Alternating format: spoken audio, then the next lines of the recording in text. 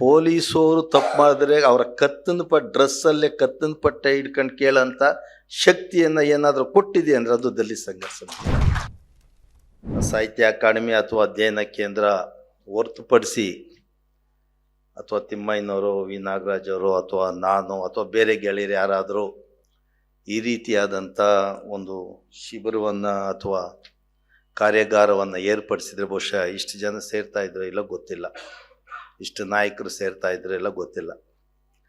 ಯಾಕಂದರೆ ಇಲ್ಲಿ ಚಳುವಳಿಗೆ ಕಟ್ಟಿದಂಥವ್ರು ಹಿರಿಯರು ಎಲ್ಲರೂ ಇದ್ದಾರೆ. ಒಬ್ಬರನ್ನ ಕಂಡ್ರೆ ಒಬ್ಬರಿಗೆ ಆಗದೆ ಇರ್ತಕ್ಕಂಥ ಈ ಒಂದು ಕಾಲಘಟ್ಟದಲ್ಲಿ ಎಲ್ಲರೂ ಒಂದು ಕಡೆ ಸೇರಬೇಕು, ಒಂದು ಕಡೆ ಕುಳಿತುಕೊಳ್ತಕ್ಕಂಥ ವ್ಯವಸ್ಥೆಯನ್ನು ಮಾಡಿದಂಥ ಈ ಎರಡು ಸಂಸ್ಥೆಗಳಿಗೆ ನಾನು ಮೊದಲನೇದಾಗಿ ಅಭಿನಂದನೆಗಳನ್ನು ಸಲ್ಲಿಸ್ತೀನಿ.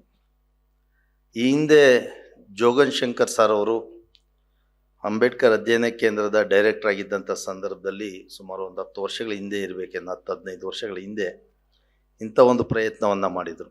ಎಲ್ಲ ಹೋರಾಟಗಾರರನ್ನು, ಚಳವಳಿಗಾರರನ್ನು ಒಂದು ವೇದಿಕೆಯಲ್ಲಿ ತಂದು ನಿಮ್ಮೆಲ್ಲ ಒಂದು ಕಡೆ ನಿಮ್ಮನ್ನು ನೋಡಬೇಕು, ನೀವೆಲ್ಲಾದರೂ ಇದ್ಕೊಳ್ರಿ, ಯಾಗಾದರೂ ಇದ್ಕೊಳ್ರಿ, ನಿಮ್ಮನ್ನು ಒಂದು ಕಡೆ ಒಂದು ವೇದಿಕೆಯಲ್ಲಿ ನೋಡಬೇಕು ಸಾಕು ಅಂತ ಹೇಳಿ ಒಂದು 2-3 ದಿವಸದ ಇದೇ ರೀತಿಯಾದಂಥ ಕಾರ್ಯಕ್ರಮವನ್ನು ಮಾಡಿದರು. ಆ ನಂತರದಲ್ಲಿ ಈ ರೀತಿಯಾದಂಥ ಈ 50 ವರ್ಷಗಳ ಸಂದರ್ಭದಲ್ಲಿ ಇಂಥ ಒಂದು ಅವಕಾಶವನ್ನು ಮತ್ತೆ ಮಾಡಿಕೊಟ್ಟಿದ್ದಾರೆ. ಸ್ನೇಹಿತರೆ, ಇದರ ಏನು ಸಂಚಾಲಕರಾದಂಥ ನಮ್ಮೆಲ್ಲರ ಹಿರಿಯರಾದಂಥ ಕೋಟೆಗನಹಳ್ಳಿ ರಾಮಯ್ಯ ಸರ್ ಆಗಿರ್ಬೋದು, ಗೆಳೆಯರಾದಂಥ ರವಿಕುಮಾರ್ ಭಾಗಿ ಆಗಿರ್ಬೋದು, ರಿಜಿಸ್ಟರ್ ಆದ ಕರಿಯಪ್ಪನವರಾಗಿರ್ಬೋದು, ಅವರೆಲ್ಲರೂ ಶ್ರಮದಿಂದ ಇವತ್ತು ನಾವಿಲ್ಲಿದ್ದೀರಿ. ಮೊದಲಿಗೆ ನನ್ನ ಒಂದಷ್ಟು ಅನುಭವಗಳನ್ನು ಹೇಳ್ಕೊಂಡ ನಂತರ ದಲಿತ ಚಳುವಳಿಯ ಬಗ್ಗೆ 1-2 ನಿಮಿಷ ಮಾತಾಡೋದಕ್ಕೆ ಇಷ್ಟಪಡ್ತೀನಿ.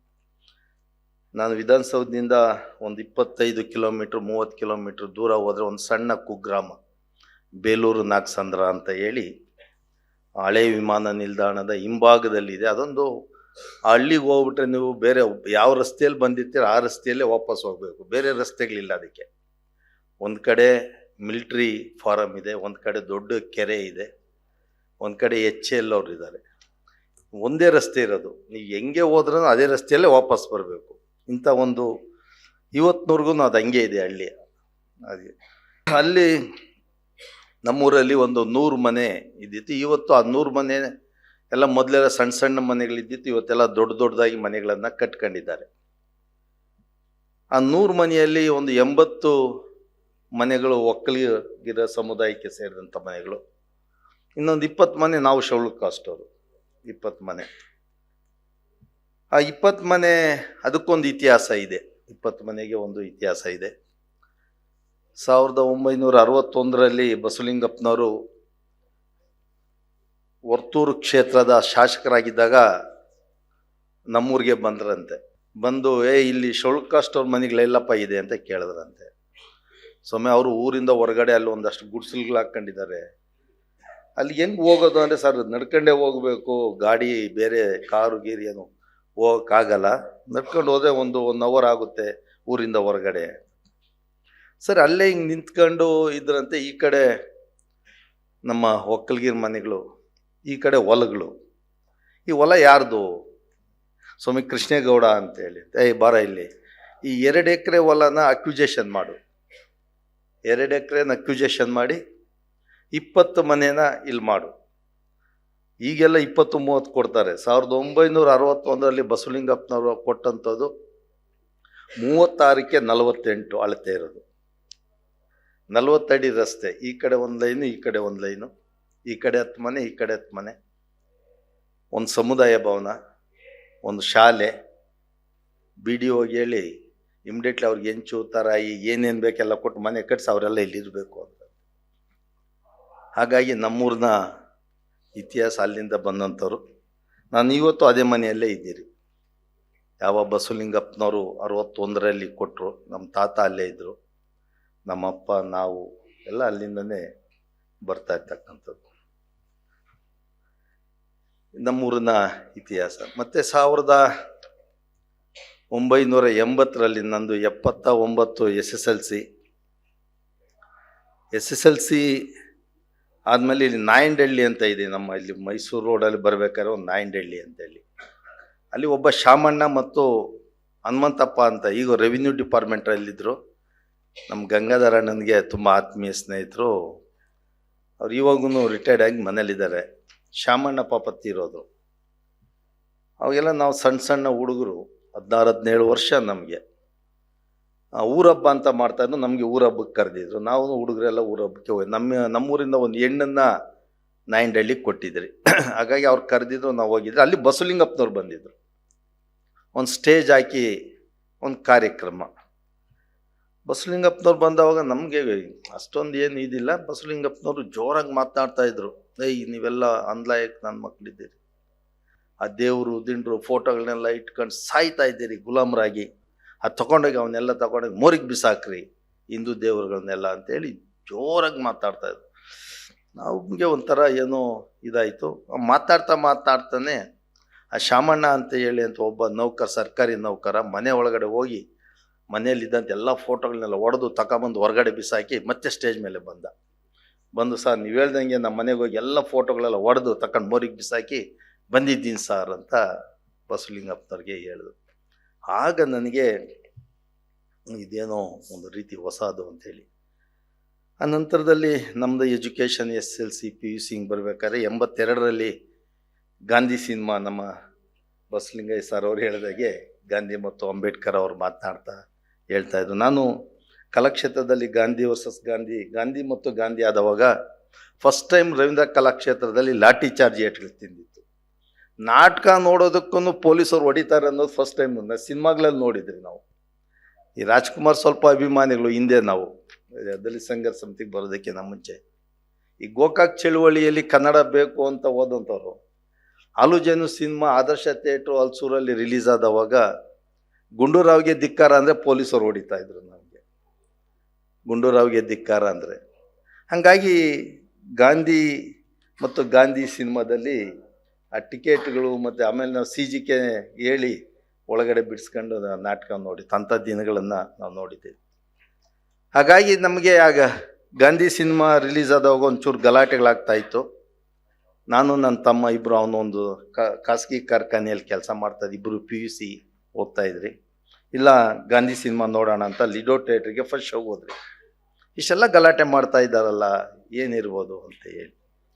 ಅವಾಗೆಲ್ಲ ಸೈಕಲ್ಗಳು ಎಲ್ಲಿ ಬೇಕೋ ಅಲ್ಲಿ ಸೈಕಲ್ಗಳಲ್ಲೇ ಓಡಾಡ್ತಾಯಿದ್ರಿ. ಹಾಗೆ ಬೆಳೆದ್ರಿ. ಈ ಬೆಳವಣಿಗೆಗಳಲ್ಲಿ ನಾವು ನಮ್ಮೂರಿನ ಒಕ್ಕಲಿಗೆ ಸಮುದಾಯಕ್ಕೆ ಸೇರಿದಂಥವ್ರು ಅವರೆಲ್ಲ ಕಬಡ್ಡಿ ಆಡ್ತಾಯಿದ್ರು. ನಾವು ಕಬಡ್ಡಿಗೆ ಸೇರ್ಕೊಂಡ್ರಿ. ನಾನು ಒಳ್ಳೆ ಕಬಡ್ಡಿ ಪ್ಲೇಯರು. ನಾವು ಶೆಡ್ಯೂಲ್ ಕಾಸ್ಟಲ್ಲಿ ಇಬ್ಬರೇ ಕಬಡ್ಡಿ ಆಡ್ತಾಯಿದ್ವಿ. ಒಂದೊಂದು ಸಾರಿ ಅಲ್ಲಿ ಬಸವರಾಜು ಅಂತ ಹೇಳಿ ಅವರು ಪಟೇಲ್ರ ಮಗ, ನಾವೆಲ್ಲ ಇದ್ದೀರಿ, ನನ್ನ ಮಕ್ಳು ಇಬ್ಬರನ್ನ ಮಾತ್ರ ಇವ್ರು ಈ ನನ್ನ ಮಕ್ಕಳನ್ನ ಹಾಕೊಂಬಿಟ್ಟಿದ್ದೀರಲ್ಲ, ಈ ನನ್ನ ಮಕ್ಕಳನ್ನ ಬಿಟ್ಟೆ ನಾನು ಆಡೋಕ್ಕಾಗಲ್ವ ನಾವು, ಬಟ್ ಇವ್ರು ಚೆನ್ನಾಗಿ ಆಡ್ತಾರೆ, ಇವ್ರದ್ದು ಹೆಂಗೆ ಅನ್ನೋರು. ಇದು ನಮಗೆ ನಾವು ಈ ಒಲೆರು ಮಾದಿಗರು ಅವರು ಇವ್ರನ್ನ ಏನು ಗೊತ್ತಾಗ್ತಾ ಇರಲಿಲ್ಲ. ಸರಿ ಆಯಿತು, ನಮ್ಮನ್ನು ಅವ್ರು ಬಿಡಂಗೂ ಇಲ್ಲ, ಅಷ್ಟು ಚೆನ್ನಾಗಿ ಆಡ್ತಾಯಿದ್ರಿ ನಾವು. ಆ ಸಂದರ್ಭದಲ್ಲಿ 1 ವರ್ಷ ಆಯಿತು, 2ನೇ ವರ್ಷ ವಾಲಿಬಾಲ್ ಆಡೋಣ ಅಂತೇಳಿ ವಾಲಿಬಾಲ್ ಶುರು ಮಾಡಿದ್ರಿ. ವಾಲಿಬಾಲು ಚೆನ್ನಾಗಿ ಆಡ್ತಾಯಿದ್ರಿ. ಸರಿ, ಆಡೋಂಥ ಸಂದರ್ಭದಲ್ಲಿ ನಮ್ಮ ಕೇರಿಯ ಒಬ್ಬ ಹುಡುಗ, ಅವನು ಇವತ್ತಿಲ್ಲ ಪಾಪ ತೀರ್ಕೊಂಡಿದ್ದಾನೆ, ರವಿ ಅಂತೇಳಿ. ಸುಮ್ಮನೆ ಅವನಿಗೆ ಆಡ್ಬೇಕಾದ್ರೆ ಯಾವುದೋ ಸಣ್ಣ ಗಲಾಟೆಗೆ ಅವ್ನು ಇಟ್ಕೊಂಡು ಚೆನ್ನಾಗಿ ಹೊಡೆದಾಕ್ಬಿಟ್ರು, ಮನೆಗೆಲ್ಲ ನುಗ್ಗಿ ಹೊಡೆದಾಕಿದ್ರು. ನಾವೆಲ್ಲ ಯಾಕೆ ಅಂತೇಳಿ ನನ್ನ ಮಕ್ಕಳು ಯಾವನಾರು ಮಾತಾಡಿ ಸಾಯಿಸಾಕ್ಬಿಡ್ತೀರಿ ನಿಮ್ಮನ್ನು ಅಂತಂದರು. ಸರಿ, ಇದು ಹಿಂಗೆ ಇದು ಜಾಸ್ತಿ ಗಲಾಟೆ ಶುರು ಆಗೋಯ್ತು. ಸರಿ, ಊರ ಹಬ್ಬಗಳು ಬಂದರೆ ಊರ ಜಾತ್ರೆ ಅಂತೇಳಿ ಪಲ್ಲಕ್ಕಿಗಳೆಲ್ಲ ಮಾಡ್ತಾರೆ. 83ರಲ್ಲಿ ನಮ್ಮೂರಲ್ಲಿ ಪಲ್ಲಕ್ಕಿಗಳಾದವು. ನಾವು ಆಟ ಹಿಡಿದ್ರಿ, ನಮ್ಮೂರ ದೇವತೆ ಎಲ್ಲರೂ ಶೌಳಕಾಷ್ಟ ದೇವರನ್ನು ಹಿಂದೆ ಬರಬೇಕು, ಮುಂದೆ ನಮ್ಮ ದೇವ್ರು ಇಲ್ಲ, ನಮ್ಮ ದೇವ್ರು ಮುಂದೆ ಹೋಗ್ಬೇಕು ಅಂತ ದೊಡ್ಡ ಗಲಾಟೆ ಆಗೋಯ್ತು. ಹಾಗಾದ್ರೆ ಊರಲ್ಲಿ ಜಾತ್ರೆ ಮಾಡೋದು ಬೇಡ ಅಂತೇಳಿ ನಮ್ಮೂರಲ್ಲಿದ್ದಂಥ ದೊಡ್ಡ ತಲೆಗಳಂತ ಏನಿದ್ದೀರಿ ಅವರೆಲ್ಲ, ನನ್ನ ಮಕ್ಳೇನೋ ಮಾಡ್ತಾರಪ್ಪ, ಗೌಡ್ರನ್ನ ಎದುರಾಕೊಂಡು ಊರಲ್ಲಿ ಬದುಕೋಕ್ಕಾಗುತ್ತಾ, ನಿಜವಾಗ್ಲೂ ಇವ್ರು ಏನೋ ಮಾಡ್ತಾರೆ, ನಮಗೊಂದು ಗತಿ ಕಾಣಿಸ್ತಾರೆ ಅಂತೆಲ್ಲ ನಮ್ಮನ್ನೆಲ್ಲ ಒಂದು ಸ್ವಲ್ಪ ಗಲಾಟೆ ಮಾಡಿ ಇದು ಮಾಡಿದ್ರು. ನಮ್ಮ 20 ಮನೆಗಳಲ್ಲಿ ಒಂದು 10 ಮನೆಗಳು ITI ಫ್ಯಾಕ್ಟ್ರಿಯಲ್ಲಿ ಎಂಪ್ಲಾಯೀಸು, ಇನ್ನೊಂದು 5-6 ಮನೆಗಳು HL BHL ಸುತ್ತಮುತ್ತ. ಅವಾಗೆಲ್ಲ ಏನು ಸುಮ್ಮನೆ ಏನು ಓದಿಲ್ಲ ಅಂದ್ರೆ ನಮ್ಮಪ್ಪ 4ನೇ ಕ್ಲಾಸ್ ಓದಿದ್ದು ಐ ಟಿ ಐ ಫ್ಯಾಕ್ಟ್ರಿಯಲ್ಲಿ ಕೆಲಸಕ್ಕೆ ಸೇರ್ಕೊಂಡಿದ್ದು. ಹಂಗಾಗಿ ಈ ದಲಿತ ಸಂಘರ್ಷ ಸಮಿತಿ ಐ ಟಿ ಐ ಫ್ಯಾಕ್ಟ್ರಿಯಲ್ಲಿ ಸ್ಟಾರ್ಟ್ ಆಗಿತ್ತು. ಅಲ್ಲಿ ಹೆಂಗೆ ಈ SC ST ನಾನ್ SC ST ಅಂತೇಳಿ ದೊಡ್ಡ ಗಲಾಟೆಗಳು. ನಮ್ಮ ಕಾಲೋನಿಯಲ್ಲಿ ಇದ್ದಂಥ ಒಂದು 10 ಜನ ನೌಕರು ಏನು ಮಾಡಿದ್ರು, ಅವ್ರ ಸೇಫ್ಟಿಗೋಸ್ಕರ ನಮ್ಮನ್ನು ಕರ್ಕೊಂಡು ಹೋಗೋರು ಫ್ಯಾಕ್ಟ್ರಿ ಹತ್ರ 2:30ಗೆ ಎಲ್ಲ ನೀವು ಬಂದುಬಿಡ್ರಿ ಅಲ್ಲಿಗೆ ಅನ್ನೋರು. ಅವ್ರ ಫ್ಯಾಕ್ಟ್ರಿ ಬಿಟ್ಮೇಲೆ ಅವ್ರ ಜೊತೆಲಿ ನಾವು ಬರಬೇಕು, ಯಾಕಂದರೆ ಅವ್ರನ್ನ ಹೊಡಿತಾರೆ ಅಂತೇಳಿ ಭಯ. ಯಾವಾಗ ನಮ್ಮೂರಲ್ಲಿ ಗಲಾಟೆಗಳಾಯಿತು, ಇಲ್ಲ ಇಲ್ಲಿ DSS ಅಂತ ಇದ್ದಾರೆ, ಅವ್ರಿಗೆ ನಾವು ಹೇಳೋಣ, ಅವ್ರು ನಮ್ಗೆ ಸಹಾಯ ಮಾಡ್ತಾರೆ. ಆಗ ಐ ಟಿ ಐ ಫ್ಯಾಕ್ಟ್ರಿ ಹತ್ರ ಒಂದು ದಿವಸ ಹೋಗಿ ನಾವೆಲ್ಲ ಹಿಂಗೆ ನೋಡಿ ಸರ್ ಹಿಂಗಿದೆ, ಹಿಂಗೆ ಆಗ್ತಾ ಇದೆ, ಹಿಂಗೆ ಅಂತೇಳಿ.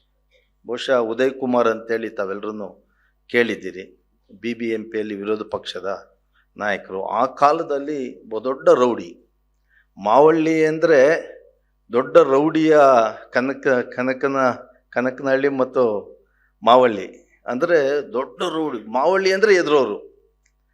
ಸರಿ, ಅದರಲ್ಲೂ ಉದಯ್ ಕುಮಾರ್ ಅಂದ್ರೆ ಅವ್ನು ನಮ್ಮೂರಲ್ಲಿ ಮದುವೆ ಆಗಿದ್ದ. ಇನ್ನೂ ಭಯ, ಇಲ್ಲ ನಾವು ಉದಯನ್ ಕರೆಸ್ತೀರಿ ಅಂತ. ಅವನು ಉದಯನ್ ಬಂದ ಊರಾಗ ಒಂದು ರೌಂಡ್ ಹೊಡೆದ, ನಾವೆಲ್ಲ ಓಡಿದ್ರಿ. ಆಮೇಲೆ ಸರಿ ಹೋಗಿ ಐ ಟಿ ಐ ಫ್ಯಾಕ್ಟ್ರಿಗೆ ಅವತ್ತು ಹೆಂಗೋ ಹೋಗಿ ಐ ಟಿ ಐ ಫ್ಯಾಕ್ಟ್ರಿಯಲ್ಲಿ ಇದ್ದಂಥ ನೌಕರರು, ಅವಾಗ ಡಿ ಗೋಪಾಲ್ ಕೃಷ್ಣ ಅಂತ ಹೇಳಿ ಅವರು ಜನರಲ್ ಸೆಕ್ರೆಟರಿ ಆಗಿದ್ರು, SC ST association general secretary ಆಗಿದ್ರು. ಅವ್ರ ಹತ್ರ ಎಲ್ಲ ನಾವೆಲ್ಲ ಹೋಗಿ ಹೇಳಿದ್ರಿ, ಆರ್ ಮುನಿಯಪ್ಪ, ಮಾರ್ಸಂದ್ರ ಮುನಿಯಪ್ಪ, ಮೀಸೆ ಮುನಿಯಪ್ಪ, ಅಣ್ಣಯ್ಯ, ಇವರೆಲ್ಲ ಅಲ್ಲಿ ನೌಕರರು. ಇವ್ರ ಹತ್ರ ಎಲ್ಲ ಹೋಗಿ ನಮ್ಮ ಕಷ್ಟ ನೋಡಿ ಸಾರ್ ಹಿಂಗೆಲ್ಲ ಮಾಡ್ತಾರೆ ಹಿಂಗಂದ್ರೆ, ಹೌದಾ ನಾವು ಬರ್ತೀರಿ ಊರಿಗೆ ಅಂತೇಳಿ ಬಂದರು. ಬಂದೆಲ್ಲ ಊರೆಲ್ಲ ನೋಡಿದ್ರು. ಇವ್ರು ಬಂದು ಹೋಗಿತ್ತೆ. ನಮ್ಮೂರಲ್ಲಿ ಒಂದು AC ಬದನೆ ಅಂತ ಇದ್ರು 85ಅಲ್ಲಿ. ಅವರೊಂದು ಬೋರ್ವೆಲ್ ಹಾಕಿದ್ರು ಕಾಮನ್ ಆಗಿ ಊರ ಮುಂದೆ, ಒಂದೇ ಬೋರ್ವೆಲ್, ಬಾವಿಗಳೆಲ್ಲ ಹೋಗಿದ್ವು. ಈ ನನ್ನ ಮಕ್ಳು ಯಾರೋ ಸಂಘದವ್ರನ್ನ ಕರ್ಕೊಂಬಂದಿದ್ದಾರೆ ಅಂತೇಳಿ ಆ ಬೋರ್ವೆಲ್ನ ಬೆಳಗ್ಗೆನೆ ಕಟ್ ಮಾಡಿ ಮುಚ್ಚಾಕ್ಬಿಟ್ರು. ನೀರೇ ಇಲ್ಲ ಈ ನನ್ನ ಮಕ್ಳಿಗೆ, ನೀರು ಕೊಡಬಾರ್ದು ಅಂತೇಳಿ. ಸರಿ, ಹಿಂಗೆಲ್ಲ ಆದವಾಗ ACP ರಾಮಯ್ಯ, ಹಲ್ಸೂರಲ್ಲಿ ನಮ್ಮದು ACP, ಅವಾಗೆಲ್ಲ ಆ ಭಾಗಕ್ಕೆ ಒಬ್ಬರೇ ಇದ್ದಿತ್ತು. ಇನ್ಸ್ಪೆಕ್ಟ್ರುಗಳೀಗ ಸ್ಟೇಷನ್ಗೆ ಒಬ್ಬ ಇನ್ಸ್ಪೆಕ್ಟ್ರ್ ಇದ್ದಾರೆ, ಅವಾಗೆಲ್ಲ ಸಬ್ ಇನ್ಸ್ಪೆಕ್ಟ್ರುಗಳು. ತಮಗೆ ಈ ಜನಪದ ಕಲಾವಿದ ಅಂತೇಳಿ ನಾರಾಯಣ ಸ್ವಾಮಿ ಅಂತೇಳಿ ಪೊಲೀಸ್ ಡಿಪಾರ್ಟ್ಮೆಂಟಲ್ಲಿ ಇದ್ರು. ಅವರು 84-85 ನಮ್ಮೂರಿಗೆ ಸಬ್ ಇನ್ಸ್ಪೆಕ್ಟ್ರು. ನಮ್ಮೂರನ್ನ ಒಂದು 15-20 ಹಳ್ಳಿಗೆ ಸಬ್ ಇನ್ಸ್ಪೆಕ್ಟ್ರು. ಅವರು ಒಂದು ಸಾರಿ ಹಿಂಗೆಲ್ಲ ಗಲಾಟೆಗಳಾಯಿತು 83-84ರಲ್ಲಿ. ಸರಿ, DSS ಅಂತ ಇವರು ಒಂದಷ್ಟು ಜನ ಬಂದರು. ಸ್ಟೇಷನ್ಗೆ ಹೋಗಿ ಹೇಳಿದ್ರಿ, ಪೊಲೀಸವ್ರು ಬಂದರೆ ಹಿಂಗೆ ಪಟೇಲ್ರ ಮನೆ ಅಂದರೆ ಎಂಟ್ರೆನ್ಸಲ್ಲಿ ಇರೋದು, ಅವ್ರ ಮನೆಗೆ ಫಸ್ಟ್ ಬಂದರು. ಅವ್ರ ಹತ್ರ ಎಲ್ಲ ಮಾತಾಡಿ, ಊರೊಂದು ವಿಚಾರ ನಾವು ನೋಡ್ಕೊಳ್ತೀವಿ, ನೀವು ಹೋಗ್ರಿ ಅಂದ್ರೆ ಅವ್ರು ಹಂಗೆ ವಾಪಸ್ ಹೋದರು. ಊರೊಳಗಡೆನೆ ಬಂದಿಲ್ಲ ಪೊಲೀಸ್ನವರು. ನಮ್ಗೆ ಏನಾಗಬೇಕು? ಸರಿ, ಇಷ್ಟೆಲ್ಲ ಸಮಸ್ಯೆ ನಮ್ಮ ಕೈಲಿ ಆಗ್ತಾ ಇಲ್ಲ. ಎಲ್ಲ ಒಕ್ಕಲಿಗ ಸಮುದಾಯದವರು ಮೊಚ್ಚುಗಳು ದೊಣ್ಣೆಗಳಿಗೆ, ನನ್ನ ಮಕ್ಕಳನ್ನ ಸಾಯಿಸಾಕೊಡ್ಬೇಕು, ಬಿಡಬಾರ್ದು, ಇನ್ನೇನೋ ಸಂಘದವ್ರನ್ನ ಕರ್ಕೊಂಬರ್ತಾರಂತೆ, ಹಂಗಂತೆ ಹಿಂಗಂತೆ ಏನೇನೋ ಮಾತನಾಡ್ತಾವ್ರೆ ಅಂತ ಹೇಳಿದ್ರು. ಇಂಥ ಗಲಾಟೆಯಲ್ಲಿ ನಮ್ಮ ಚಿಕ್ಕಪ್ಪ ಒಬ್ಬರು, ಪಾಪ ಅವ್ರು ಇವತ್ತಿಲ್ಲ, ಅವ್ರು ಸ್ವಲ್ಪ ಗಟ್ಟಿ ಧ್ವನಿ, ಸ್ವಲ್ಪ ಜೋರಾಗಿ, ನನ್ನ ಮಕ್ಕಳ್ರ ಯಾವನ್ ಬರ್ತಿರೋ ಒಂದು ಸ್ವಲ್ಪ ಎಣ್ಣೆ ಗಿಣ್ಣೆ ಹಾಕ್ಕೊಂಡು ಯಾವನ್ ಬರ್ತಿರೋ ಬರ್ರೋ ನೋಡೇ ಬೇಡಣ ಅಂತ ಅಷ್ಟು ಹೇಳಿದ್ದೆ. ಆ ಅಪ್ಪ ಅವ್ರ ಮನೆಗೆ, ನಮ್ಮ ಮನೆ ಒಂದಷ್ಟು ದೂರ, ಒಂದಷ್ಟು ಕಾಲೋನಿಯಲ್ಲಿ ಎಲ್ಲ ಮನೆಗೆ ನುಗ್ಗಿ ನಮ್ಮ ಚಿಕ್ಕಮ್ಮನ್ನ ಎತ್ತಾಕೊಂಡು ಹೊರಗಡೆ ಬಂದು ಬಟ್ಟೆ ಎಲ್ಲ ಬಿಚ್ಚು ಹೊಡೆದ್ರು. ಅವ್ರು ಸಣ್ಣ ಹುಡುಗರು. ಯಾವ ಪೊಲೀಸವ್ನ ಕರ್ಕೊಂಬರ್ರಿ, ಯಾರನ್ನ ಕರ್ಕೊಂಬರ್ರಿ. ನಾವು ಇವತ್ತು ಅದನ್ನ ನೆನ್ಸ್ಕೊಂಡ್ರೆ ಮೈ ಜುಮ್ ಅಂತದೆ. ನಾವು ಬಸವಲಿಂಗ ಸರ್ ಅವರು ಗಾಂಧಿ ಅಂಬೇಡ್ಕರ್ ಮೇಲೆ ಕೈ ಹಾಕೊಂಡು ಮೈ ಜುಮ್ ಅಂತ ಇತ್ತು. ಹೆಂಗೆ ಸಹಿಸ್ಕೊಳ್ಳೋದು ಹೆಂಗಪ್ಪ ಈ ಸಿಸ್ಟಮನ್ನು? ಇಷ್ಟೆಲ್ಲ ನಮಗೆ ತೊಂದರೆ ಕೊಟ್ಟಿದ್ದಾರಲ್ಲ, ಇಷ್ಟೆಲ್ಲ ನೋವು ಕೊಟ್ಟಿದ್ದಾರಲ್ಲ. ಇವತ್ತು ಹೆಂಗೆ, ಈವನ್ ಟುಡೇ ನಾವು ಕೋಮುವಾದ, ಯಾರೋ ಹೆಣ್ಮಗಳು ಮಾತಾಡ್ತಾರೆ, ಬಾಗಿಲು ಹತ್ರ ಬಂದಿದ್ದೀನಿ ಒಳಗಡೆ ಬರೋದು ಅಂತ. ಜಾತಿವಾದ ಅನ್ನೋದು ಇವತ್ತು ನಮ್ಮ ಕತ್ತನ್ನು ಇಸುಕ್ತಾ ಇದೆ. ಈವನ್ ಟುಡೇ 75 ವರ್ಷ ಆಗಿದೆ, ಇವತ್ತು ಕತ್ತು ಇಸುಕ್ತಾ ಇದೆ ಜಾತಿ ಅನ್ನೋದು. ಇಂಥ ಒಂದು ಸಂದರ್ಭದಲ್ಲಿ ಪಬ್ಲಿಕ್ಕಲ್ಲೇ ಬಟ್ಟೆ ಬಿಚ್ಚಾಕಿ ಹೊಡೆದ್ರು. ನಾವೆಲ್ಲರೂ ಸ್ಟೇಷನ್ಗೆ ಹೋದ್ರಿ, ಏನೂ ಆಗಿಲ್ಲ, ಏನು ಮಾಡ್ಕೊಳಕ್ಕಾಗಿಲ್ಲ. ಕಡೆಗೆ ನಮಗಿನ್ನೇನಂತ ಇಂದ್ರಮಾಲ್ ಅಂತ ಇತ್ತು ಅವಾಗ. ಅದಕ್ಕಿಂತ ಮುಂಚೆ ಇಲ್ಲಿ ಕಲೇಶಪಾಳ್ಯದಲ್ಲಿ ರಮಾಯಿ ಸರ್ ಅವ್ರಿಗೆ, ರಾಕೇಶ್ ಸರ್ ಗೊತ್ತಿದೆ, ಶಿವಜಗಣೇಶ್ ಸರ್, ಇಲ್ಲಿ ನಾನು ನಾಗರಾಜಣ್ಣ ಇದ್ದಾರೆ. ಇಲ್ಲಿ ಕಲೇಶಪಾಳ್ಯದಲ್ಲಿ ವಾಣಿ ವಿದ್ಯಾಲಯ 5A ಅಂತೇಳಿ ಒಂದು ಇನ್ಸ್ಟಿಟ್ಯೂಟಲ್ಲಿ ಅಲ್ಲಿ ಒಂದು ಆಫೀಸ್ ಮಾಡ್ಕೊಂಡಿದ್ರು. ಆ ಆಫೀಸ್ಗೆ ಬಂದು ನಾವೆಲ್ಲ ಹೇಳಿದ್ರಿ, ಪೊಲೀಸ್ ಸ್ಟೇಷನ್ಗಳು, ಕೇಸ್ಗಳು, ಊರಲ್ಲಿ ಅವರು ನಿಂತ್ಕೊಂಬಿಟ್ರು, ನನ್ನ ಮಕ್ಕಳಿಗೆ ಎಷ್ಟಾಗುತ್ತೋ ಆಗಲಿ ನೋಡೇ ಬಿಡೋಣ ಅಂತ. ನಮ್ಮೂರಲ್ಲಿ ಒಕ್ಕಲಿಗರು, ಪಕ್ಕದ ಹಳ್ಳಿಯಲ್ಲಿ ಅಟ್ಯಾಚು ರೆಡ್ಡಿಗಳು, ಇವರಿಬ್ಬರು ಒಂದಾದರು, ರೆಡ್ಡಿ ಮತ್ತು. ಅಲ್ಲಿ ಒಬ್ಬ ನಮ್ಮಲ್ಲಿ ಎಕ್ಸ್ ಸರ್ವಿಸ್ ಮ್ಯಾನ್ ಇದ್ದ, ಅವ್ರ ತಮ್ಮನ್ನ ಆಡಾಗಲೇ ಕೊಚ್ಚಿ ಬಿಸಾಕಿದ್ರು. ನನ್ನ ಮಕ್ಕಳು ನಿಮ್ಗೆ ಇಷ್ಟು ಧೈರ್ಯ ಬಂತ, ಏನು ಮಾಡ್ಕೊಳ್ತೀರ ಮಾಡ್ಕೊಳ್ಳಿ. ಚಂದ್ರಪ್ಪ ಅಂತೇಳಿ ಅವರು ಇವತ್ತಿರೋ ಇದ್ದ. ಸರಿ, ಅವನಿಗೆ ಅರೆಸ್ಟ್ ಮಾಡಿದ್ರು. ಅವನೇನು ಜೈಲಿಗೆ ಹೋಗಿಲ್ಲ, ಏನೋ ಕಾಯಿಲೆ ಅಂತೇಳಿ ನಿಮ್ಮನ್ಸಲ್ಲಿ ಬಂದು ಸೇರ್ಕೊಂಬಿಟ್ಟ, ಜೈಲಿಗೆ ಹೋಗಿಲ್ಲ ಅವನು. ಸರಿ, ಈ ಸ್ಥಿತಿಯಲ್ಲಿ ಏನು ಮಾಡೋದು, ನಮಗೆ ಏನು ಮಾಡೋದು? ಆಗ ಆದರ್ಶ ಥಿಯೇಟ್ರ್ ಇತ್ತು, ಈಗ ಆದರ್ಶ ಥಿಯೇಟ್ರ್ ಹೊಡೆದಾಗಿದೆ. ಡೇ ಟೈಮಲ್ಲೆಲ್ಲ ಪೊಲೀಸ್ ಸ್ಟೇಷನ್ಗಳು ಅಲ್ಲಿ ಇಲ್ಲೆಲ್ಲ ಓಡೋದು, ಅರ್ಜಿಗಳು ಕೊಡೋದು. ರಾತ್ರಿ ಹೋಗಿ ಆದರ್ಶ ಥಿಯೇಟ್ರಲ್ಲಿ ನಮ್ಮವರೊಬ್ಬರು ಪರಿಚಯ ಇದ್ದವ್ರು ಇದ್ರು, ಅಲ್ಲಿ ಮೇಲೆ ಮಲ್ಕೊಳ್ಳೋದು ಥಿಯೇಟ್ರ್ ಒಳಗಡೆ. 2 ವರ್ಷ ಥಿಯೇಟ್ರಲ್ಲಿ ಮಲ್ಗೋದು, ಮತ್ತೆ ಬೆಳಗ್ಗೆ ಎದ್ದು ಅಲ್ಲೇ ಮುಖ ತೊಳ್ಕೊಳ್ಳೋದು, ಅದೇ ಬಟ್ಟೆಗಳು ಓಡಾಡೋದು. ಆ ಆಫೀಸ್ಗೆ ಹೋಗು, ಪೊಲೀಸ್ ಸ್ಟೇಷನ್ಗೆ ಹೋಗು, ಬರೀ ಪೊಲೀಸ್ ಸ್ಟೇಷನ್ನು, ಇದು ಪೊಲೀಸ್, ಇದೇ ಜೀವನ ಆಗೋಯ್ತು. ಈ ರೀತಿಯಾಗಿ ನಾವು ದಲಿತ ಸಂಘರ್ಷ ಸಮಿತಿ ಒಳಗಡೆ ಎಂಟ್ರಿ. ಅವತ್ತೇನೋ ಅಂಬೇಡ್ಕರು ಅಥವಾ ಮೊನ್ನೆ ಫಸ್ಟ್ ಡೇ ಮಾತಾಡ್ತಾಯಿದ್ರು, ಉಳ್ಕುಂಟೆ ಮೂರ್ತಿ 86, ನನಗೆ ಚೆನ್ನಾಗಿ ಜ್ಞಾಪಕ ಇದೆ. ನಾಗಣ್ಣ ಅವಾಗ ನೌಕರಿಯಲ್ಲಿ ಅವರು ಇದ್ರು, ನಾವು ದನಿ ಸಾವನಿರ್ತಂದ್ರಿ. ತುಂಬ ಸಿಟ್ಟು ಮಾಡ್ಕೊಂಡ ನಾಗಣ್ಣ. ಡಿಸೈನ್ ಏನೇನೋ ಮಾಡಬೇಕು ಅಂದ್ಕೊಂಡಿದ್ದೆ 86ರಲ್ಲಿ. ನನ್ನ ಕೇಳಿದೆ, ನೀವು ಸಾವನೀರನ್ನ ನೀವು ಹಿಂಗೆ ಮಾಡಿದ್ದೀರಿ, ಹಂಗೆ ಮಾಡಿದ್ದೀರಿ. ಆ ಸಂದರ್ಭದಲ್ಲಿ ಅಂಬೇಡ್ಕರ್ ಅವರ ಲೆಟ್ರೇಡಲ್ಲಿ, ಬಸಣ್ಣ ಗೊತ್ತಿದೆಯೇನೋ, ಲೆಟ್ರೇಡಲ್ಲಿ ಅಂಬೇಡ್ಕರ್ ಫೋಟೋ ಇರಲಿಲ್ಲ ಅವತ್ತು. ಬರೀ ನಮ್ಮ ಸಿಂಬಲ್ ಒಂದು ಬಿಟ್ಟರೆ, ರೆಡ್ ಕಲರೇ ದಲಿತ ಸಂಘರ್ಷ ಸಮಿತಿ, ಪಕ್ಕದಲ್ಲಿ ಒಂದು ಸಿಂಬಲ್ ಬಿಟ್ಟರೆ ಇನ್ನಷ್ಟೇ ಯಾರ ಹೆಸರು ಇರಲಿಲ್ಲ, ಯಾರ ಫೋಟೋ ಇರಲಿಲ್ಲ, ಏನಿಲ್ಲ. ಇವತ್ತು ನೀವು ಲೆಟ್ರೇಡ್ ತೆಗ್ರೆ 3/4 ಪೇಜು ಫೋಟೋಗಳಿರ್ತವೆ, ಹೆಸರುಗಳಿರ್ತವೆ. ಇವತ್ತಿನ ಸ್ಥಿತಿ, ಆವತ್ತಿನ ಸ್ಥಿತಿ ನಮಗೆ ನಮ್ಮ ಜೀವ ಉಳಿದ್ರೆ ಸಾಕಪ್ಪ ಅನ್ನೋಂಥ ಸ್ಥಿತಿಗಳವತ್ತು.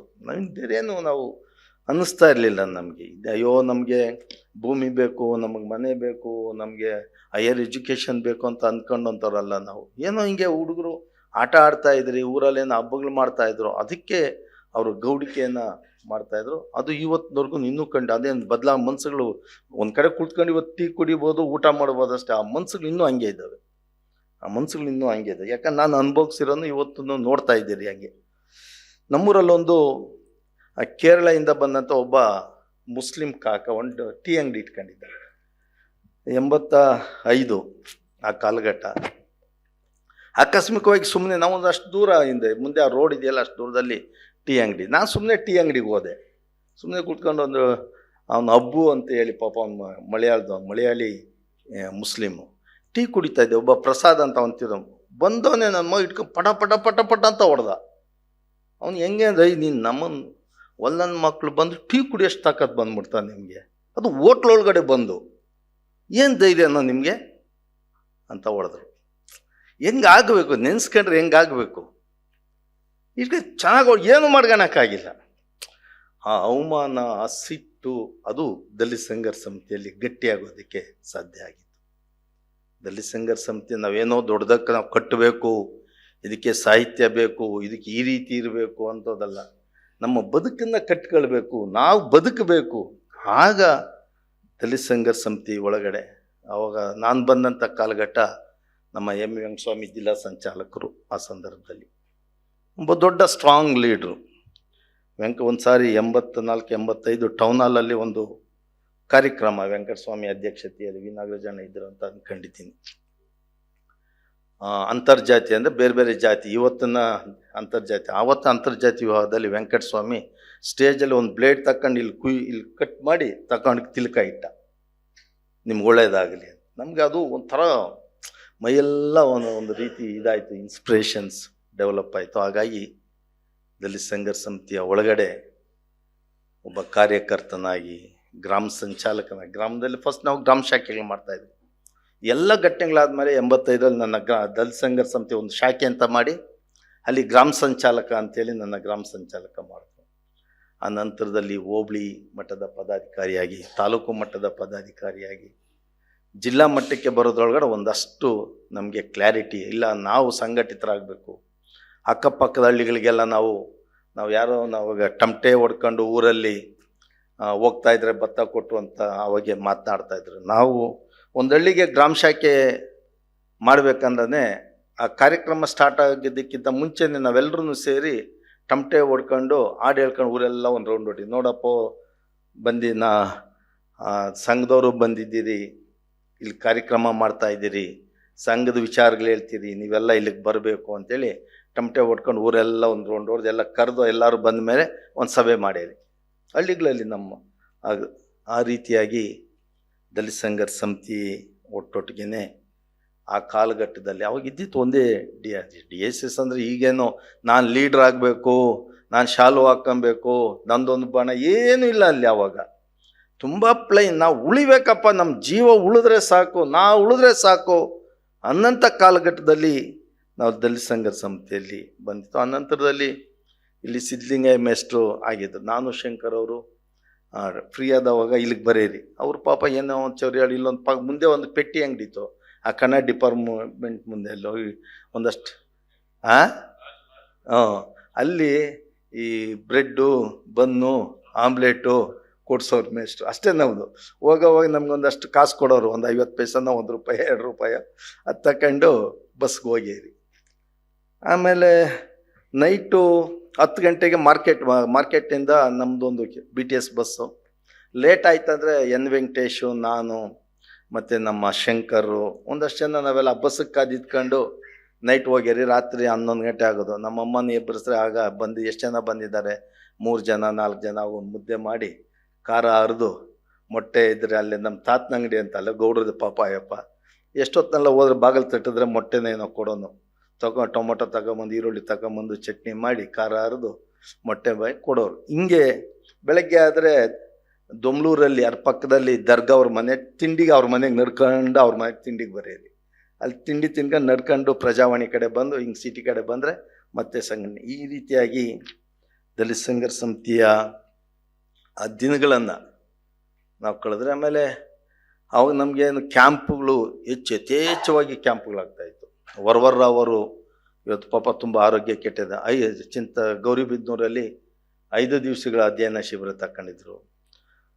ಆ ಥರ ತುಂಬ ಜನ, ಕೆ ರಾಮದಾಸ್ ಅಂತವರು, ನಮ್ಮ ಕೋಟಗನಹಳ್ಳಿ ರಾಮಯ್ಯ ಸರು, ವೆಂಕಟೇಶು, MD ಗಂಗಣ್ಣ, ತ್ಯಾಗಿ ಅವರು, ಇವರೆಲ್ಲರೂ ಒಟ್ಟಿಗೆ ನಾವು ಸೇರ್ಕೊಂಡೆ. ಅದು ಮತ್ತೆ ಒಂದು ಕಡೆ ವೆಂಕಟ ಸ್ವಾಮಿ ರೆಬಲ್ ಆದರು ದಲಿತ ಸಂಘರ್ಷ ಸಮಿತಿ ಒಳಗಡೆ. ಫಸ್ಟ್ ಇದೇನಪ್ಪ ಹಿಂಗೆ ನಮಗೆ ಗೊತ್ತಾಗ್ತಾ ಇರಲಿಲ್ಲ. ಆದ್ರೂ ವೆಂಕಟ ಸ್ವಾಮಿಯನ್ನು ಆ ಕಾಲ ಸಣ್ಣ ಹುಡುಗರು ನಾವು ನೋಡಿದ್ರೆ ಭಯ ಬೀಳೇರಿ ವೆಂಕಟಸ್ವಾಮಿನ, ಅಷ್ಟು ಟೆರರ್ ಆಗಿದ್ದ. ನನ್ನ ಮಕ್ಕಳ ಹೊಡಿರ ಇವ್ರನ್ನ ಇಟ್ಕೊಂಡು ಅನ್ನೋರು. ನಾನು ಶಂಕರು ಸುಮ್ಮನೆ ಹೋಗ್ತಾ ಇದ್ದರೆ ವೆಂಕಟಸ್ವಾಮಿ ಮತ್ತೆ ದೂರ ಓಡೋಡಿ, ಬೇಡಪ್ಪ ಇವ್ನ ಸವಾಸ ಬೇಡಪ್ಪ ಅಂತೇಳಿ. ಆದರೆ ತ್ಯಾಗಿಯವ್ರು ಬಂದ ನಂತರದಲ್ಲಿ ನಮ್ಮನ್ನೆಲ್ಲ ಒಂದು ಸೋದರ ಭಾವನೆಯಿಂದ ನಮ್ಮನ್ನೆಲ್ಲ ಜೊತೆಯಲ್ಲಿ ಕರ್ಕೊಂಡು ಹೋಗೋದು ಮತ್ತು ಓಡಾಡೋದು. CM ಮುನಿಯಪ್ಪನವ್ರೂ ಒಂದಷ್ಟು ದಿವಸಗಳ ಕಾಲ ರಾಜ್ಯ ಸಂಚಾಲಕರಾಗಿದ್ದವಾಗ ನಮಗೇನು ಅವ್ರು ಅಲ್ಲಿ ನಿಂತಿದ್ರೆ ನಾವು ಇಲ್ಲಿ ನಿಂತಿರೇರಿ ಅಂತ ಗಟ್ಟಿ. ಯಾಕಂದರೆ ಕಾಫಿ ಪ್ಲಾಂಟೇಶನ್ ಒತ್ತುವರಿ ಸಂದರ್ಭದಲ್ಲಿ ನಾವೆಲ್ಲ ರಾತ್ರಿ ಶ್ರೀಧರನ್ನು ಇಂದ್ರಮಹಲ್ ಲಾಡ್ಜಲ್ಲಿದ್ದಂಥ ಸಂದರ್ಭದಲ್ಲಿ ನಾವೊಂದು 2-3 ಸಾವಿರ ಜನ ಗಾಂಧಿನಗರಲ್ಲಿ ರೋಡಲ್ಲಿ ಮಲಗಿದ್ರಿ. ಶ್ರೀಧರನ್ನು ಹೇಳ್ತಾ ಇದ್ರು, ಪಾಪ ಇವರೆಲ್ಲ ಹಿಂಗೆ ಮಲಗಿದ್ದಾರೆ, ಇವ್ರು ಊಟ ಇಲ್ಲ, ಏನು ಮಾಡೋದು, ಎಲ್ಲರೂ ರವೆ ಸಿಗ್ತದನ್ನು ನೋಡು ತಂದು ಉಪ್ಪಿಟ್ಟು ಮಾಡಿ ನೈಟು ಎಲ್ಲರಿಗೂ ಕೊಡ್ರಿ. ರಾತ್ರಿ 2 ಗಂಟೆವರೆಗೂ ತಿನ್ಕೊಂಡಿದ್ರಿ ಅಲ್ಲಿ. ಮತ್ತೆ ಬೆಳಗ್ಗೆ 5 ಗಂಟೆ ಜನತಾ ದರ್ಶನ ಹೆಗ್ಡೆವರು ಅವ್ರ ಮನೆಗೆ ಹೋಗಿ ಮುಗೀತು ಎಲ್ಲ. ಈ ರೀತಿಯಾಗಿ ದಲಿತ ಸಂಘರ್ಷ ಸಮಿತಿಯ ಒಟ್ಟೊಟ್ಟಿಗೆ ಬಂದಿದ್ದೀರಿ. ಇವತ್ತು ದಲಿತ ಸಂಘರ್ಷ ಸಮಿತಿ ಇವತ್ತೊಂದು ನಮಗೆ ಅನಿವಾರ್ಯ ಅಂತ ಅನಿಸಿದೆ ನಮಗೆ. ಯಾಕಂದರೆ ನಾವು ಬೇರೆ ಬೇರೆ ಗುಂಪುಗಳನ್ನು ಕಟ್ಕೊಂಡಿರ್ಬೋದು, ಯಾವುದೇ ಇಶ್ಯೂ ಬಂದಂಥ ಸಂದರ್ಭದಲ್ಲಿ ನಾವು ಒಟ್ಟಿಗೆ ಸೇರ್ತಕ್ಕಂಥದ್ದು.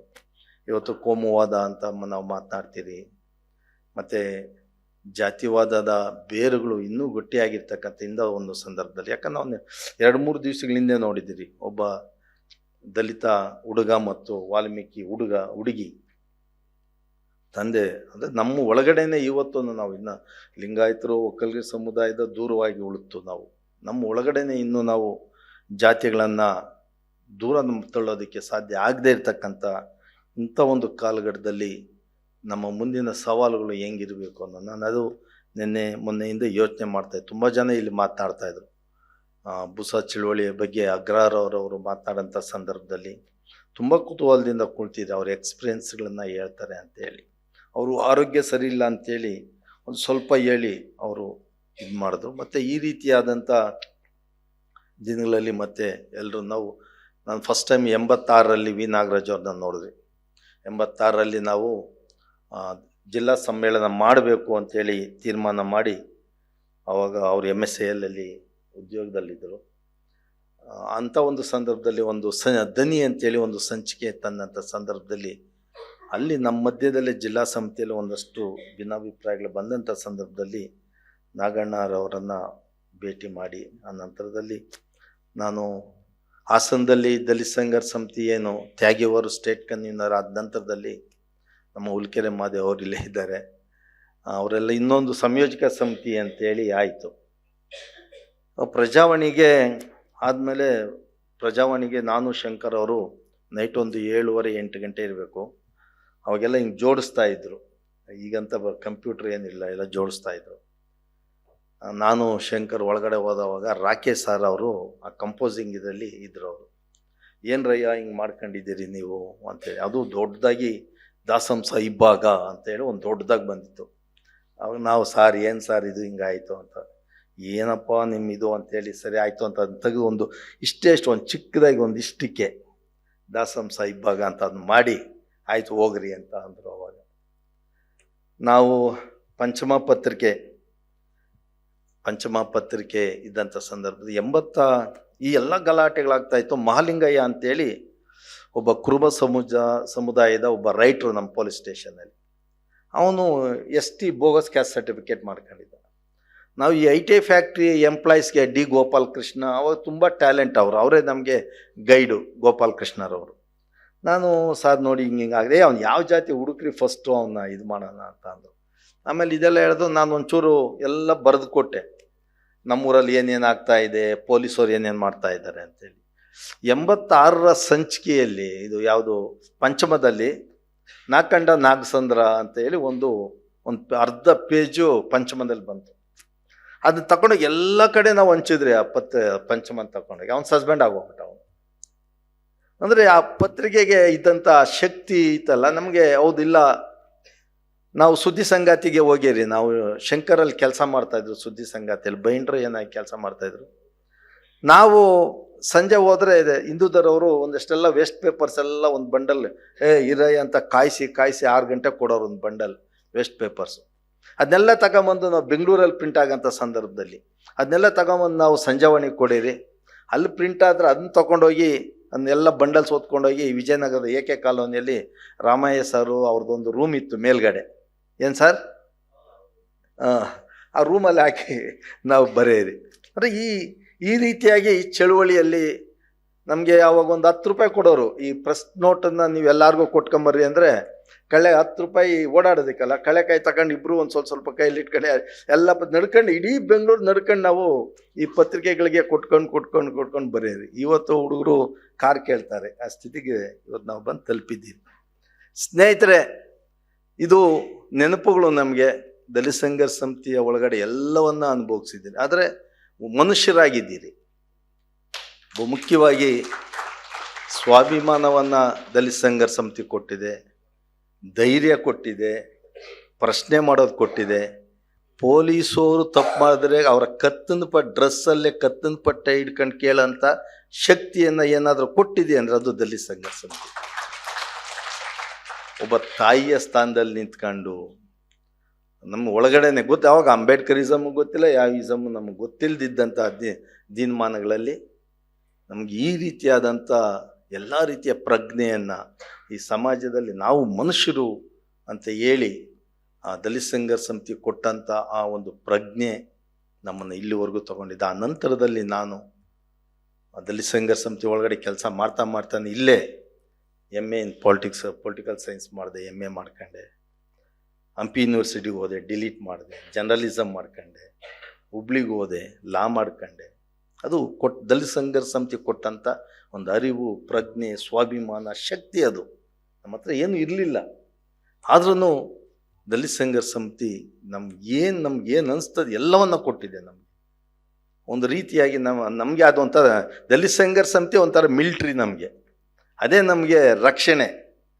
ಬೇರೆ ಇದ್ಯಾರು ನಮಗೆ ಯಾರೋ ರಾಜಕಾರಣಿಗಳು ಕೊಡ್ತಾರೆ. ನನಗೆ 83ರಲ್ಲಿ ಜ್ಞಾಪಕ ಇದೆ, ವರ್ತೂರು ಅಸೆಂಬ್ಲಿ ಕಾನ್ಸ್ಟಿಟ್ಯೂನ್ಸಿಯಲ್ಲಿ ಫಸ್ಟ್ ಟೈಮು CPM ಸೂರ್ಯನಾರಾಯಣರಾವ್ ಅವ್ರು ಗೆದ್ದರು ಸರ್. ನಮ್ಮೂರಲ್ಲಿ ಗಲಾಟೆಗಳಾಗೋಯ್ತು. ನಾನು ಶರಣಪ್ಪ ಅಂತ BM ಅಲ್ಲಿ ಒಬ್ಬ ಕಾಮ್ರೇಡ್, ಅವ್ರು ಇನ್ನೂ ಇದ್ದಾರೆ ಪಾಪ, ಅವರು ತುಂಬ ಶುಳ್ಕಷ್ಟವರು, ಹೆಚ್ಚು ಗಟ್ಟಿಯಾದಂಥ ಕಮ್ಯುನಿಸ್ಟ್ ಫಾಲೋವರು. ಅವ್ರ ಹತ್ರ ಹೋಗಿ ಹೇಳಿದೆ, ಅಣ್ಣ ನೋಡಿ ಹಿಂಗೆ ಆಗೋಗ್ಬಿಟ್ಟಿದೆ, ನಮ್ಮೂರಲ್ಲಿ ಗೌಡ್ರು ನಮ್ಮನ್ನು ಇಟ್ಕೊಂಡು ಹೊಡಿತಾ ಇದ್ದಾರೆ, ಏನಣ್ಣ ಮಾಡಿದೆ, ಬಾ ನಮ್ಮ MLA ಹತ್ರ ಕರ್ಕೊಂಡು ಹೋಗ್ತೀನಿ ಅಂತೇಳಿ LHಗೆ ಕರ್ಕೊಂಬಂದರು. ಸೂರ್ಯನಾರಾಯಣರಾವ್, ಯಾವ ಊರು ಸರ್? ನಾಗಸಂದ್ರ ಅಂತ. ಓ, ನಾಗಸಂದ್ರದಲ್ಲಿ ನಮ್ಗೆ ಓಟ್ಗಳೇ ಬಿದ್ದಿಲ್ಲ, ನಮ್ಮವ್ರು ಯಾರಿದ್ದಾರೆ, ನಮ್ಮ ಕಾರ್ಯಕರ್ತರು ಅಲ್ಲಿ ಅಂದ.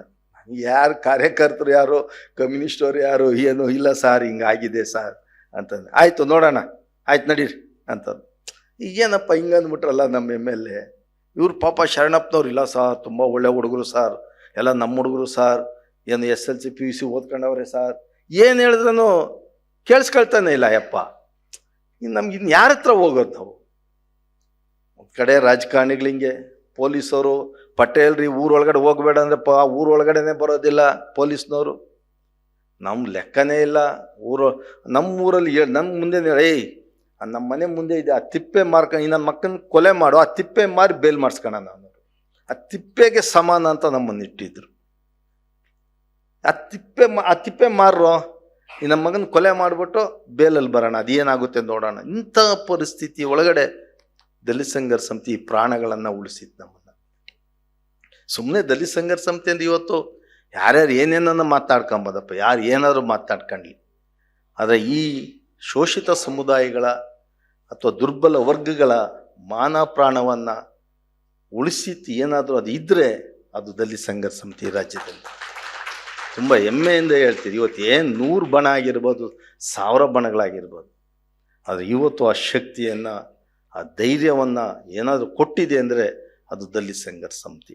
ಹಾಗಾಗಿ ದಲಿತ ಸಂಘರ್ಷ ಸಮಿತಿಯನ್ನು ನಮ್ಮ ತಾಯಿಯ ಸ್ಥಾನದಲ್ಲಿ ಇಟ್ಕೊಂಡು ನಾವು ನೋಡೋದು. ಬೇರೆಯವರು ಎಷ್ಟು ಕೆಟ್ಟದಾಗಿ ಏನೇ ಮಾತಾಡ್ಕೊಂಡ್ರೆ ದಲಿತ ಸಂಘರ್ಷ ಸಮಿತಿ ನಮ್ಮ ತಾಯಿನೇ. ಅದು ಅದ್ರಲ್ಲಿ ಬೇರೆ ಯಾವುದೇ, ಆ ತಾಯಿ ಬಗ್ಗೆ ಎಷ್ಟು ಏನೇ ಆಗಿರಲಿ ತಾಯಿ, ಅವ್ರ ತಾಯಿನೇ. ಎಷ್ಟು ಪ್ರೀತಿ ಇರ್ತದೆ ಅಷ್ಟು ಪ್ರೀತಿಯಿಂದ ನಾವು ದಲಿತ ಸಂಘರ್ಷ ಸಮಿತಿಯನ್ನು ಅಪ್ಕೊಂಡಿದ್ದೀರಿ, ಕಟ್ಕೊಂಡಿದ್ದೀರಿ, ಎಲ್ಲ ಓದ್ಕೊಂಡಿದ್ದೀರಿ, ಎಲ್ಲ ಮಾಡ್ಕೊಂಡಿದ್ದೀರಿ.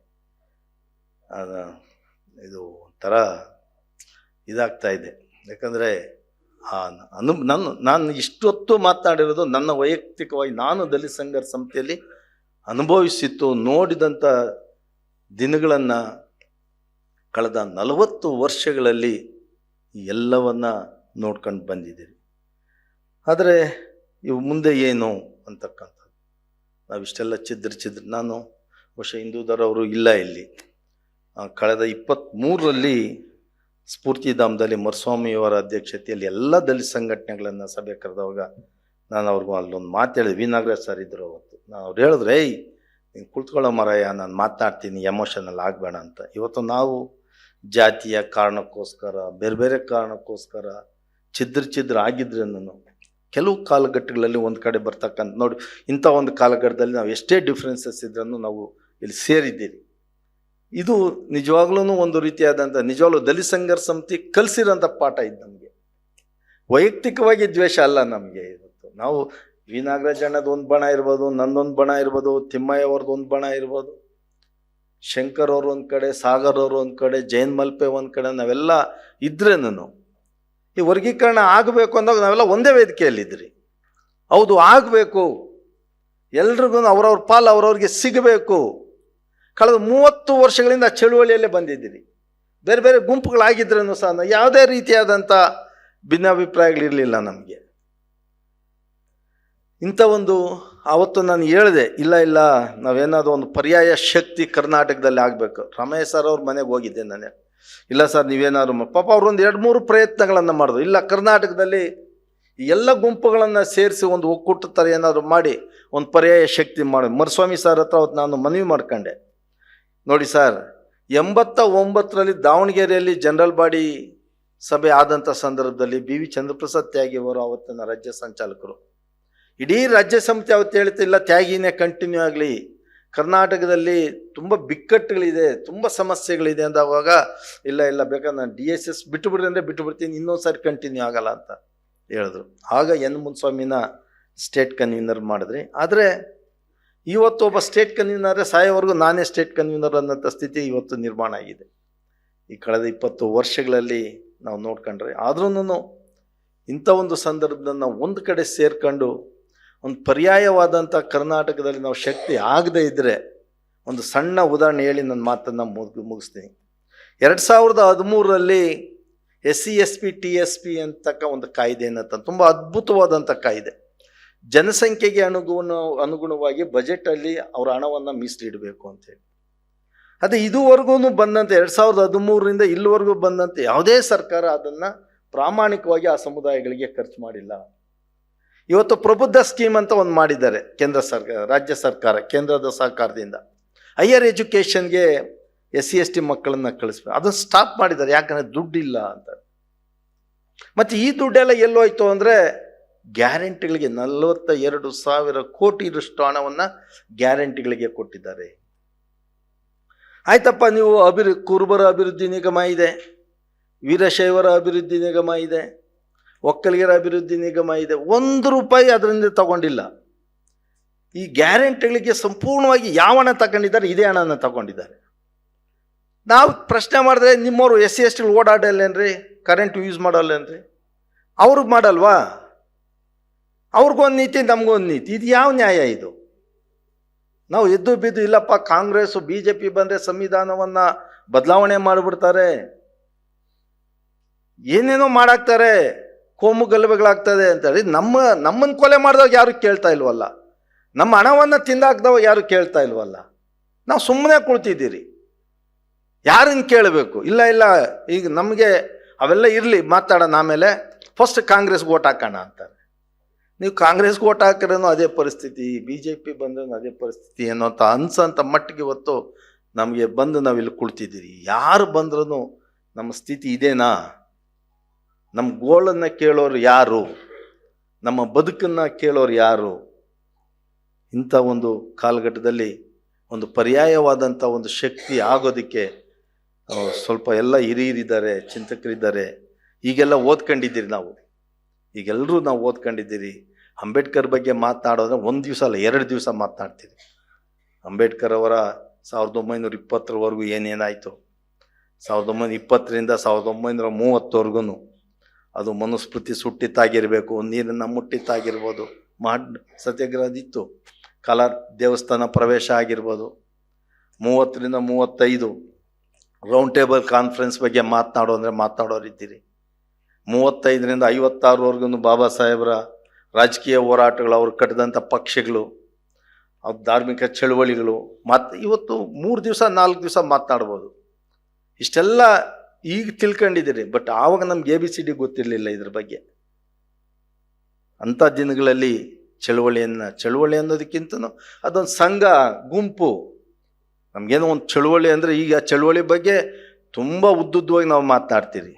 ಆ ದಿನಗಳಲ್ಲಿ ಸಂಘದವರು ಅಂದರೆ ಮುಗುತ್ತು, ಅಷ್ಟೇ. ಸಂಘದವ್ರು ಅಂದರೆ ಮುಗುತ್ತು. ಅದು ಯಾವುದೋ ನಮ್ಮಲ್ಲಿ ಒಬ್ಬ ಆ ಅಮ್ಮ ಇಲ್ಲ, ತೀರ್ಗಿದ್ದ ಒಕ್ಕಲಿಗ ಗೌಡ ಸಮುದಾಯ, ಅದ್ಯಾವುದೋ ಅಮೇರಿಕದವನಂತಪ್ಪ ಸಂಘ ಕಟ್ಕೊಂಬಿಟ್ಟವ್ರೆ ಅಂತ. ಆ ಅಮ್ಮನಿಗೆ ಅಂಬೇಡ್ಕರ್ ಅಂತ ಗೊತ್ತಾಗ್ತಾ ಇರಲಿಲ್ಲ. ಯಾರೋ ಅಮೇರಿಕದವನ ಸಂಘ. ನನ್ನ ಮಕ್ಕಳು ಏನಪ್ಪ ಅವ್ರು ಮಾತಾಡೇ ಪೊಲೀಸ್ ಸ್ಟೇಷನ್ಗೆ ಓಡೋಗ್ತಾರೆ. ಅದೇನೋ ಅವನೇನೋ ಬರೆದ್ಬಿಟ್ಟವನಂತೆ ತಗೊಂಡೋಗಿ ಒಳಗೆ ಹಾಕ್ಬಿಡ್ತಾರಪ್ಪ. ಯಾರು ಓಡಾಡಂಗಿಲ್ಲಪ್ಪ. ನನ್ನ ಮಕ್ಕಳ ಮುಖ ನೋಡೋಗಿ ನಮ್ಗೆ ಭಯ ಆಗ್ತದಪ್ಪ ಅನ್ನೋಳ ಅಮ್ಮ, ಲಕ್ಷ್ಮಮ್ಮ ಅಂತೇಳಿ ಪಾಪ ಏಜ್ ಆಗಿರೋರು. ಅಂಥ ದಿನಗಳು. ಇವತ್ತು ಬಾಬಾ ಸಾಹೇಬ್ರ ಬಗ್ಗೆ ನಾವು ಬೇರೆ ಬೇರೆ ರೀತಿಯಲ್ಲಿ ವಿಶ್ವರತ್ನ ಅಂತ ಮಾತನಾಡ್ತೀರಿ. ಸಂವಿಧಾನ ಆವತ್ತು ಒಬ್ಬ ಯಾರೋ ಅಮೇರಿಕದವನು ಅಂತ ಅಂದ್ಕೊಂಡು ನಮಗೆ ರಕ್ಷಣೆ ಕೊಟ್ಟಂಥ ದಿನಗಳನ್ನು ನೆನಪು ಮಾಡ್ಕೊಳ್ತಾನೆ. ಇಂಥ ಅವಕಾಶವನ್ನು ನನ್ನ ಈ ಚಳುವಳಿಗೆ ಬಂದಂಥ ದಿನಗಳನ್ನು ನೆನಪು ಮಾಡ್ಕೊಳ್ತಕ್ಕಂಥ ಅವಕಾಶವನ್ನು ಮಾಡಿಕೊಟ್ಟಂಥ ಕರ್ನಾಟಕ ಸಾಹಿತ್ಯ ಅಕಾಡೆಮಿ ಮತ್ತು ಕನ್ನಡ ಅಧ್ಯಯನ ಕೇಂದ್ರದ ಎಲ್ಲ ಮತ್ತು ಇಲ್ಲೆಲ್ಲ ಇರತಕ್ಕಂಥ ಎಲ್ಲ ಹಿರಿಯರಿಗೂ, ವೇದಿಕೆ ಮೇಲೆ ಇರ್ತಕ್ಕಂಥ ಎಲ್ಲ ಹಿರಿಯರಿಗೂ ಹೊಂದಿಸಿ ನನ್ನ ಮಾತುಗಳನ್ನು ಮುಗಿಸ್ತೀನಿ. ಜೈ ಭೀಮ್, ಜೈ ಭಾರತ್, ಜೈ ಸಂವಿಧಾನ.